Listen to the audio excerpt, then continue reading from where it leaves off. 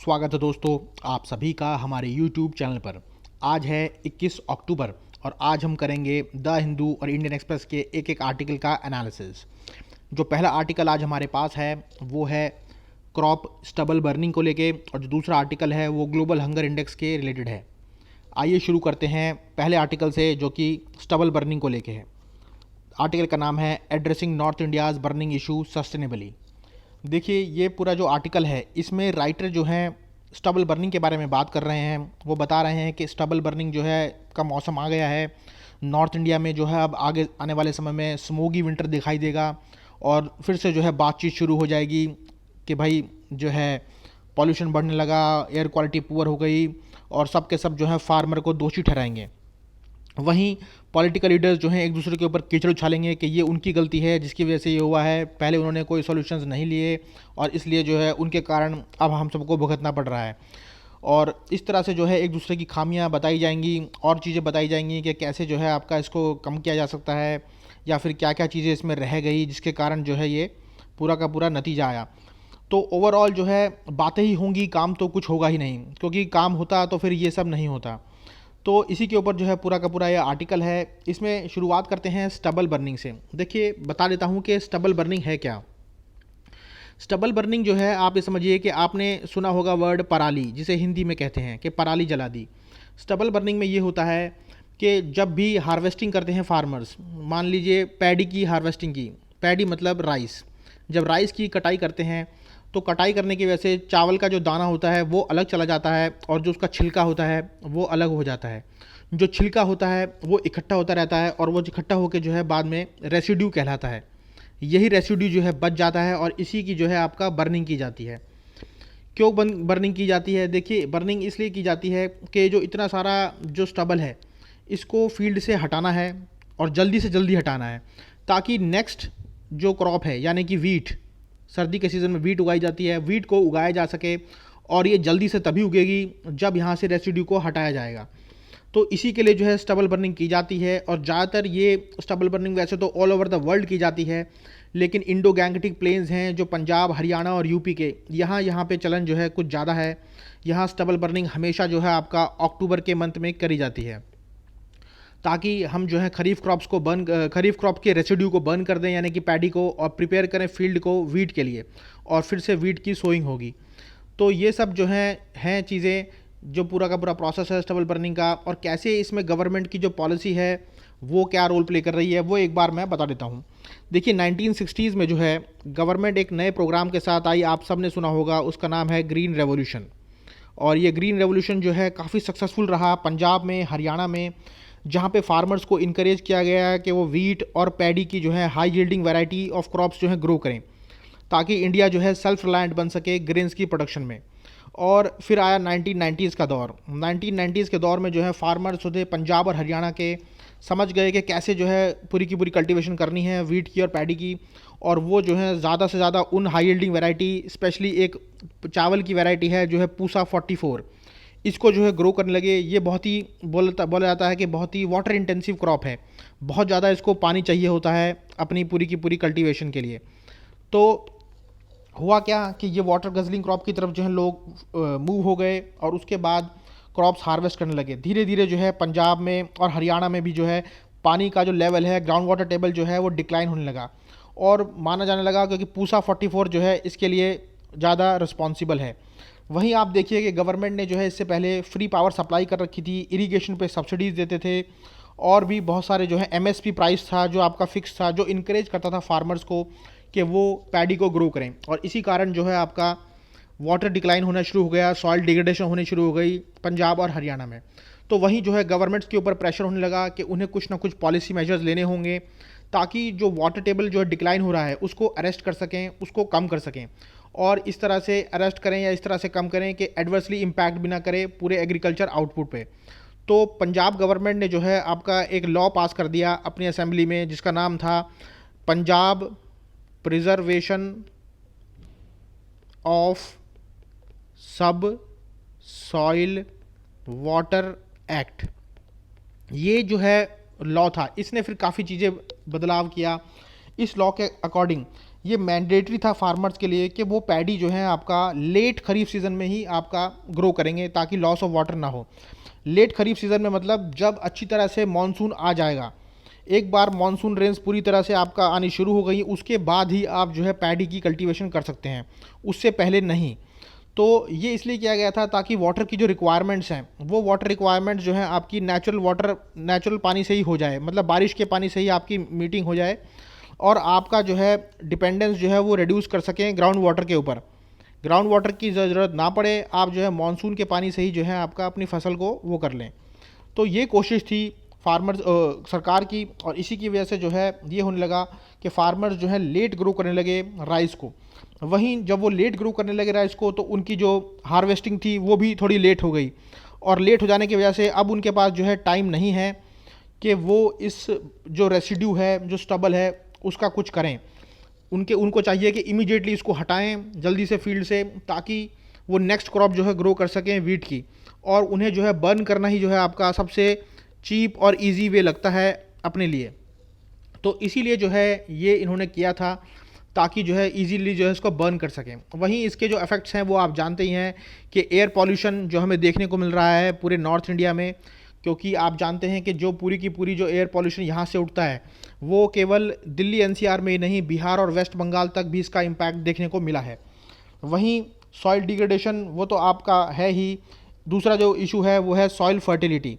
Soil fertility पे भी इससे काफ़ी इम्पैक्ट पड़ रहा है, क्योंकि जब हीट से आपका जो है पैडी बर्न होता है तो वो हीट जो है कुछ हद तक ग्राउंड के नीचे पेनिट्रेट कर जाती है, और जिसकी वजह से जो बैक्टीरिया हैं और फंगाई हैं, जो अच्छे बैक्टीरिया एंड फंगाई हैं जिनकी बहुत ज़रूरत होती है सॉइल की जो फर्टिलिटी है उसको इम्प्रूव करने के लिए, वो बैक्टीरिया और फंगाई भी जो है मर जाते हैं।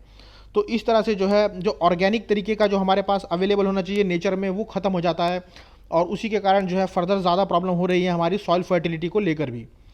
तो उसके बाद क्या हुआ, उसके बाद कुछ और नए लॉज भी आ गए जो सरकार ने इनकी कोशिश की ताकि जो है इनकी पराली जलना बंद हो सके।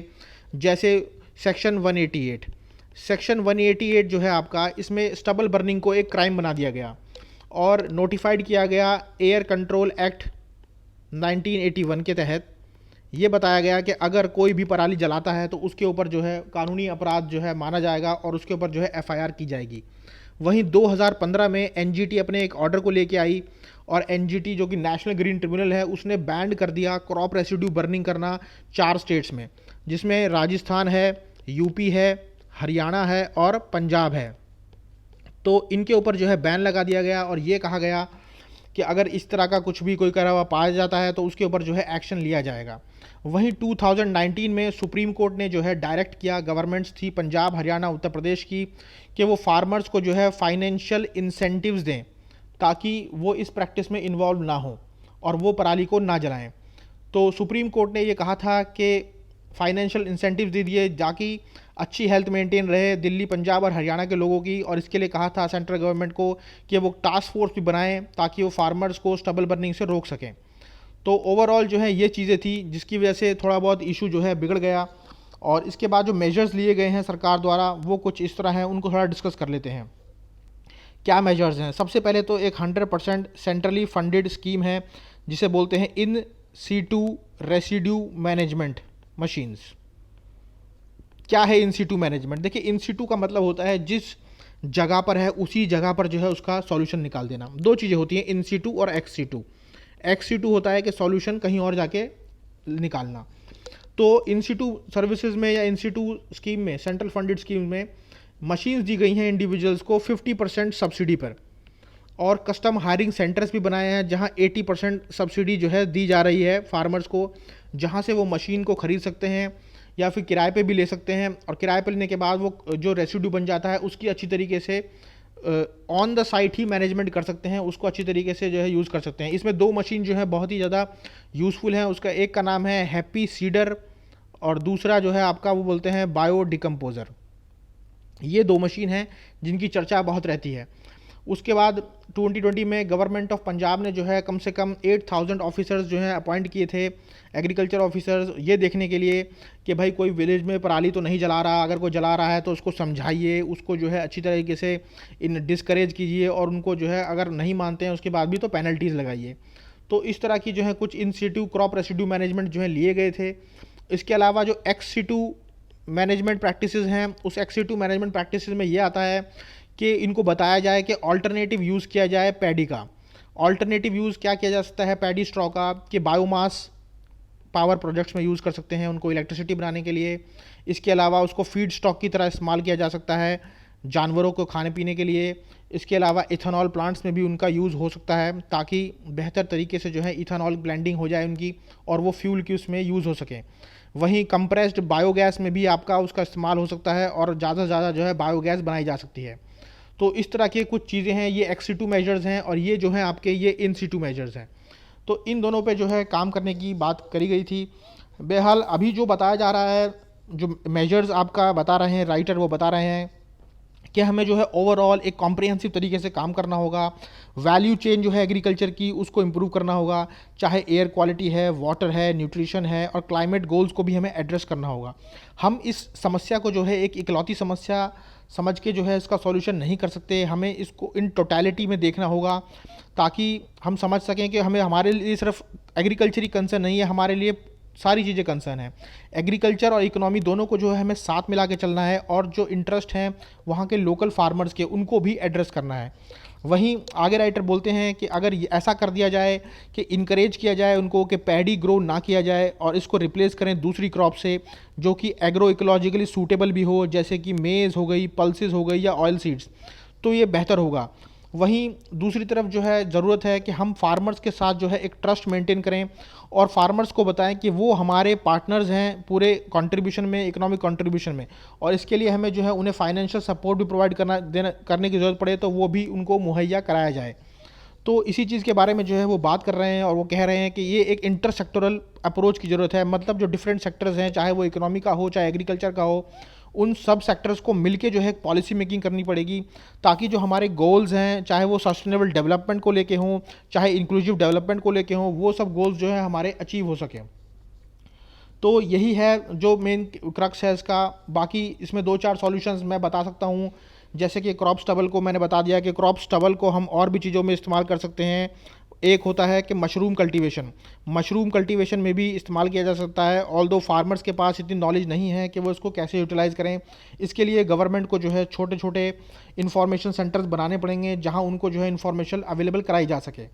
वहीं MS स्वामीनाथन ने आपका ऐसा एक सजेशन दिया था कि ये जो राइस के जो स्ट्रॉ बच जाते हैं, इसके लिए बेहतर होना चाहिए कि गवर्नमेंट को जो है राइस बायो पार्क्स बनाएं।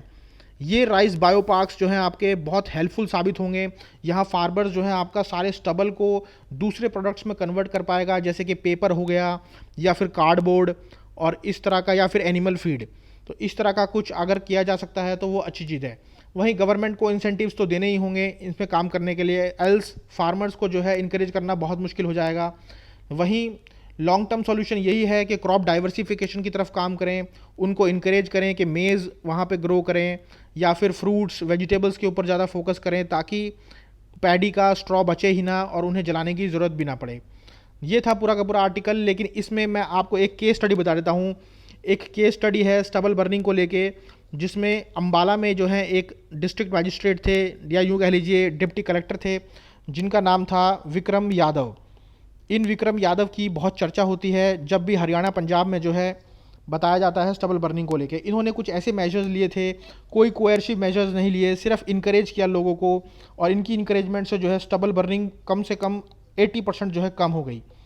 और इन्होंने क्या किया था वो मैं आपको बता देता हूँ कि इन्होंने अवेयरनेस कैंपेन्स चलाए, ट्रेन किया आपका फार्मर्स को विलेजेस में जा जाकर, और सारे जो एग्रीकल्चर ऑफिसर्स हैं उनके साथ कोऑर्डिनेट करके जो है पब्लिक प्लेसेस पे भी जो है कैंपेनिंग की। इवन पेट्रोल पंप्स पर भी जो है आपका एग्रीकल्चर ऑफिसर्स खड़े रहते थे, और जहाँ पे वो एग्रीकल्चर वाले जो विलेजर्स वहाँ आते थे तो वो उनको समझाते थे कि आप इस तरह से मत कीजिए इसकी स्टबल बर्निंग, हम आपके लिए जो है स्मार्ट मशीन देंगे। और इनफैक्ट स्मार्ट सीडर मशीन्स भी प्रोवाइड की गई रेंट पे, और कुछ जो है सब्सिडी के बेसिस पे प्रोवाइड की गई। वहीं कस्टम हायरिंग सेंटर्स बनाए गए ताकि जो है गवर्नमेंट फैसिलिटेट कर सके इनको, और फार्मर्स को जो है कमर्शियल अल्टरनेटिव्स दिए गए कि वो अपने स्टबल को पावर प्लांट्स को भी सेल आउट कर सकते हैं और इमीडिएटली वहाँ से आपको जो है कैश मिल जाएगा।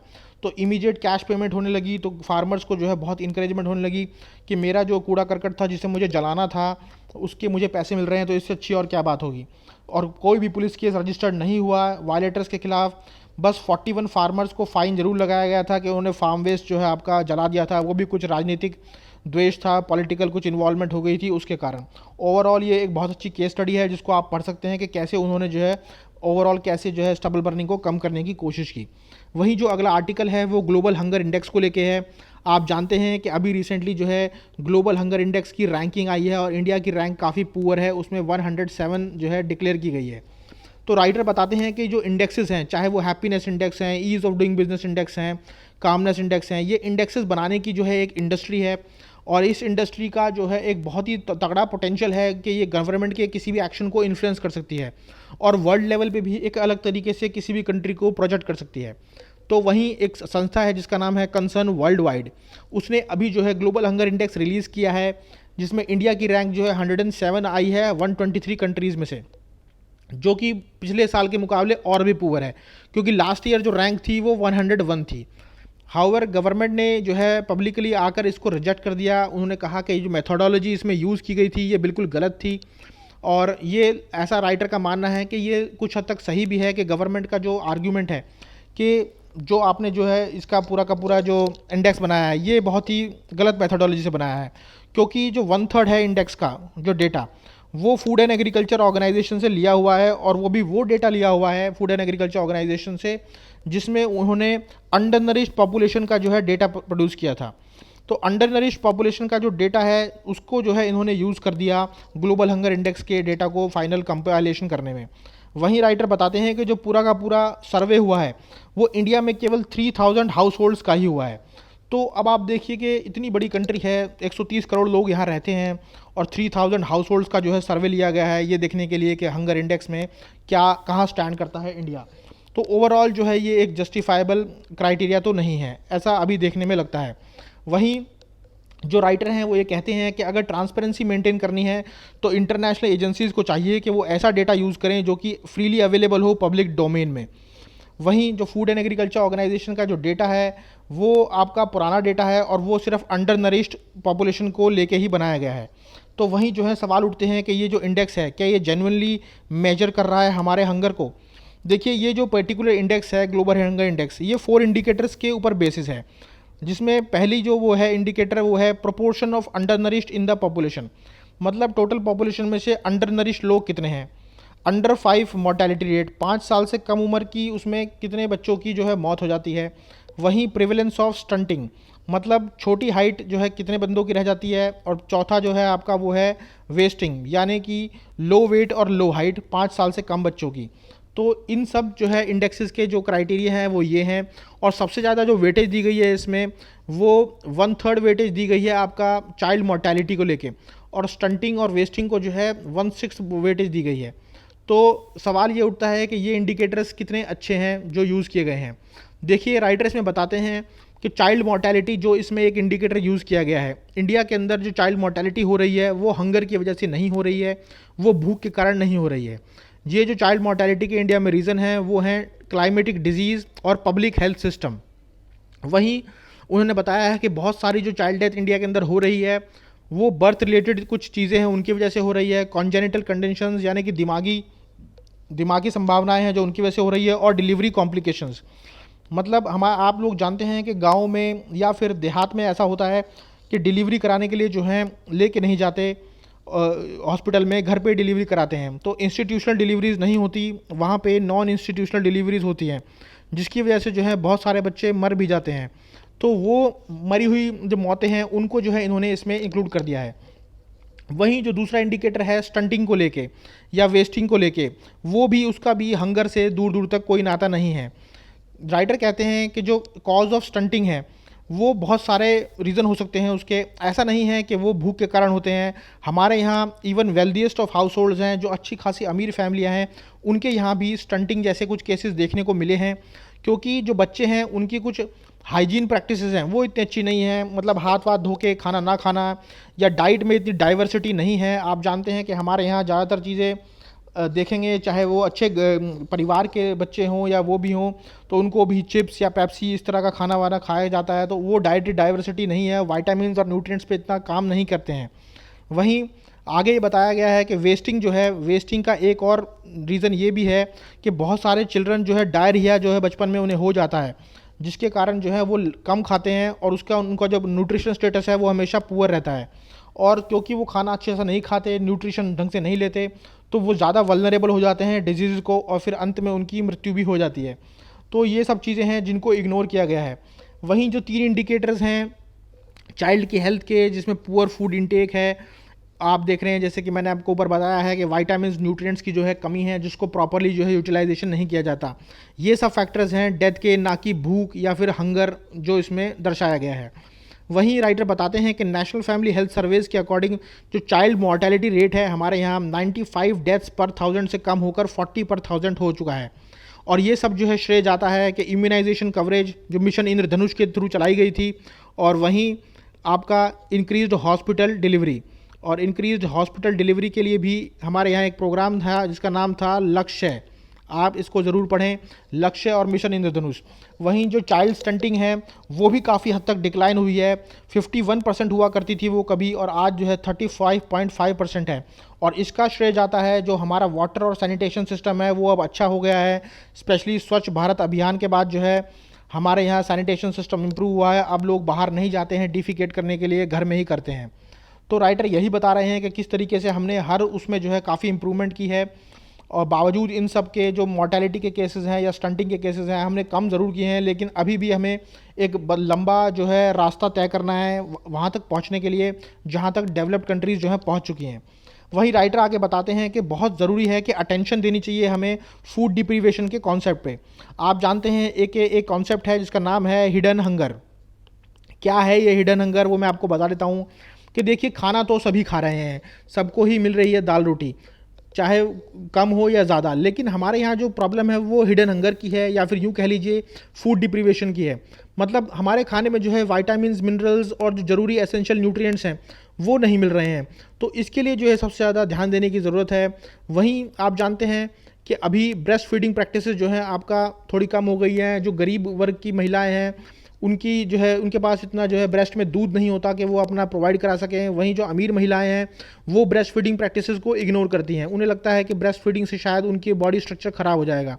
तो इस चीज़ पे जो है इनकरेज करने की कोशिश करनी चाहिए कि ब्रेस्ट फीडिंग प्रैक्टिसेस ज़्यादा से ज़्यादा हो, ताकि बच्चा जो है कुछ समय तक ब्रेस्ट फीडिंग पे ही रहे, तो उसका जो है ओवरऑल डेवलपमेंट, चाहे वो कॉग्निटिव डेवलपमेंट हो या फिर फिजिकल डेवलपमेंट, वो अच्छा होगा।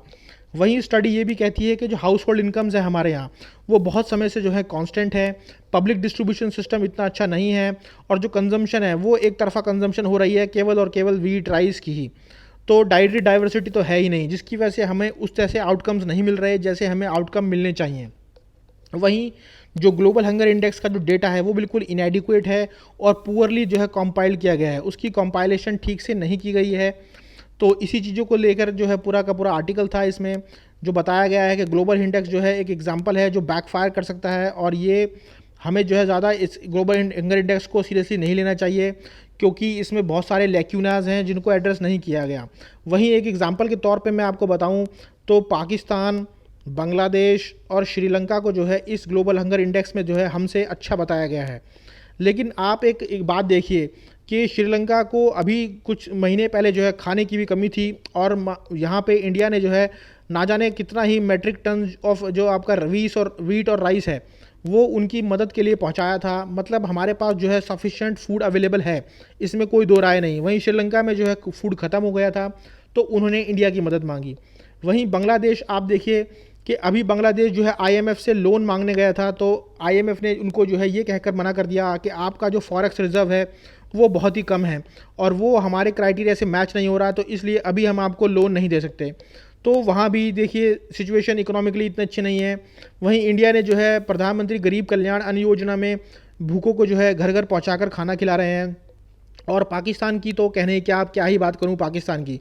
तो आप ये देखिए कि इन तीनों कंट्रीज़ को जो है हमारे से अच्छा ग्लोबल हंगर इंडेक्स में रैंक दिया गया है। तो ये दिखाता है कि कहीं ना कहीं जो है डेटा जो है इनएडिक्वेट है, डेटा जो है आपका फुल यूटिलाइजेशन नहीं हो पाया या फिर कोई पुराना डेटा है। तो ओवरऑल यही था आज का आर्टिकल। इसी तरह के आर्टिकल का एनालिसिस देखने सुनने के लिए लाइक कीजिए, शेयर कीजिए और सब्सक्राइब कीजिए।